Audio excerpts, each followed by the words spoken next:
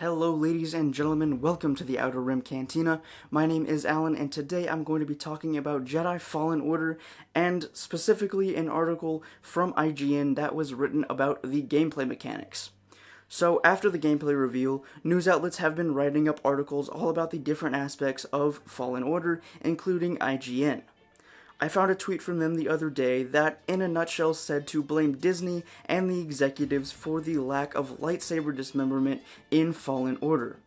However, they didn't actually link the full article with that tweet, where the next paragraph states that hiding dismemberment is not something from Disney, it's something straight from LucasArts.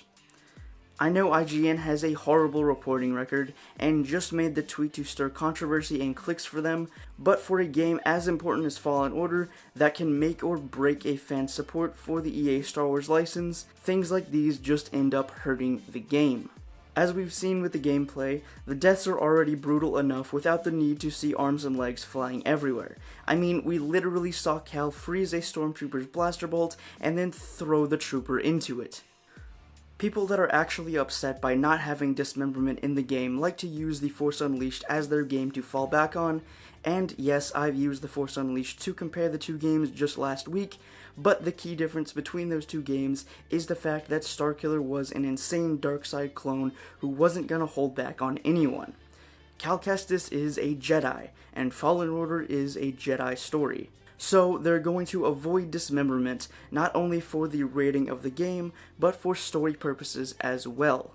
And story is always more important than seeing heads rolling and limbs flying everywhere.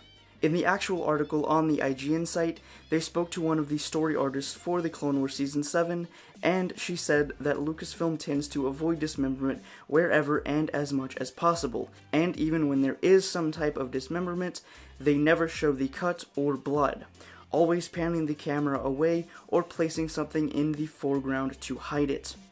Star Wars isn't about going around and chopping people's limbs off at every turn.